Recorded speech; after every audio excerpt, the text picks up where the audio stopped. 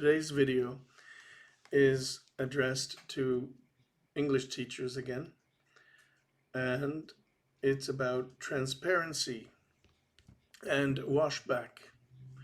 We're going to look at that further on. What you see is an image of a seashell, a photo I took many years back in Thailand when I began compiling my ebook. And so what do seashells have to do with English grammar? Well, if grammar is to be more intrinsic than prescriptive, we need parallel how language might be like the spiraling of seashells' growth. The same goes for how we communicate and teach English. Obviously, changes to modern languages are influenced by both prescriptive and intrinsic aspects, and many more have come about by both mishearings and misconveying of a language. But teaching, if it is to be more effective, should be more natural than prescriptive. So obviously I draw a parallel in my work with how new scientific discoveries are reshaping how we view mechanics, geometry, and mathematics today, which are redefining the sciences and showing to be productive.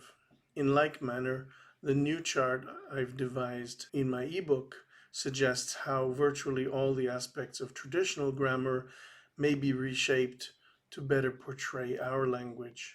In my 25 years of English teaching, the last 12 of which I have been synthesizing linguistically backed grammar analyses, I'm convinced that I'm portraying English as it actually works, rather than limiting it to a series of rules. All the data I've compiled in the cloud for this ebook is, like growing seashells, coral, and other natural organisms, a work in progress. And although my students and former students who have access to this for a lifetime, until death do us part, I like to say, they can see my developments in almost real time. I'm looking to find educators and linguists as well as programmers willing to collaborate in order to sustain English as the lingua franca. We will need to boost the level of fluency of English to a level that goes beyond mediocrity and intermediacy. My book proposes novel ways of imparting knowledge of English in innovative ways and reveals facets of English that have been shown to be linguistically more accurate and yet are not really in the current mainstream course books and curricula. I have over 2,000 files in the cloud, along with the purchase of the condensed form, which is already over 290 pages. So I feel it's high time that there be serious efforts made to improve how we deliver English more transparently. The chart you see here shows in the left column flawed or ambiguous nomenclature. In the middle, you see the functional explanatory approach to these. So when you purchase my book, you'll also be able to access the green links, the internal links, for details of each of these. So I'll just go through this with you. You can see it here.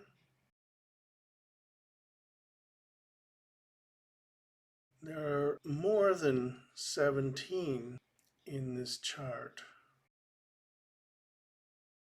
And if you're interested in having a debate or a discussion about these, it would be really well worth your while joining me on Discourse. I've made a group for that, and I should hope teachers will join me there. So first and foremost, English is not Latin, and although it borrows words and expressions from Latin, second, labeling terminology should not be the rationale itself for justifying a particular grammatical aspect of the language, as it's neither revealing nor explanatory. Actually, usually it justifies explaining away something. Third, providing rules and equivalent exceptions does not equate to greater fluency. And that's where we come to Washback further on. Then the other aspects of English and phenomena that current mainstream textbooks avoid, I've already produced videos on these, so backshifting, simplification, and many others. So the compilation I have is what I consider a gem. Let's have a look at washback. It's a term in pedagogy which I describe in my own words as a failure of the language learner to actively acquire and produce or deliver the target language, mainly due to their not having been adequately exposed to accurate descriptions of it in the classroom and or course curriculum. The argument for that, in my view, is principally that teachers' inability to adequately and accurately convey the target language due to hesitation or lack of having been provided the linguistic explanations where needed, more than a possibly inadequate methodology. The pretense that grammar is not important or relevant because a course may be conversation, focusing on conversation. These are often excuses for actually not delving into the language itself. The learner is hardly to blame, as I will show. So let's take the so-called phrasal verb again, as I've done in previous videos, to illustrate my point. And I'm not making an effort here to illustrate this in a scholarly fashion. Academics feel they should have to prove something. A simple result extracted from the Oxford English Vocabulary Profile corpus will show that intermediate level learners sitting an actual English exam actually only produced a limited output of phrasal verbs, both in spoken and written discourse. Now, as you can see, I say limited because I'm certain that the mainstream course books will offer plenty of lexis, albeit using inaccurate or else vague approaches to the grammar. Note that there are only 9 phrasals in all, and 5 of those are with the verb keep. This shows that learners are not actually able to deliver more than that aspect of the language to the degree that they could. That list, in my view, is evident of washback, as intermediate learners should be able to produce many more phrasals given how frequently they are used in English.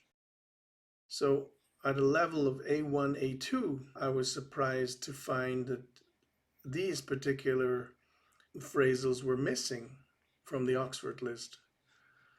Of course, this could mean that lower level learners will have either gotten them wrong or mixed up, which is not surprising since most of the above are similar looking.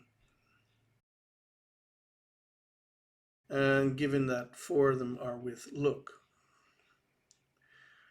That they would never have been exposed to them, however, is less likely, which in my opinion should clue us in on the fact that it is the linguistic explanations that students are questioning the validity of grammar analysis, and rightly so. After all, would you not hesitate to implement chunks of language that are not properly explained in accordance with valid syntax? We were looking at how verbs have several functions, and in any case, several meanings. The semantics are broad, And this is separate of whether these have a particle attached to them. And that's because the particle is, which is generally a preposition, if it's going to be a phrasal, not attached to the verb itself. It is the hesitation rather than procrastination, as some teachers will claim, I'm sure, that it produces washback. We may assume the following: ESL teachers neglected to insist they be used on the exam, which I somehow doubt, seeing that teachers are encouraged to do so in the many workshops they're provided. It's more likely that they're taking the wrong approach and getting learners to rote memorize so-called phrasal verbs in the hopes that they will. That produces backwash. So why learners will not have been taught the importance of transitive and intransitive and ditransitive in the meantime is another question. In sum, teaching false grammar rules based on false analyses leads to backwash, which is an intellectual barrier and valid grounds for student procrastination. Here's a scenario. Learners asking, why do I say it wrong even after I studied and understood the rules for a given grammar point? My answer is that taking a lexical semantic approach to language learning will alleviate the anxiety of grammar. If only you understood that attached to each word are neuron-like particles that dictate how it should be used in a given context.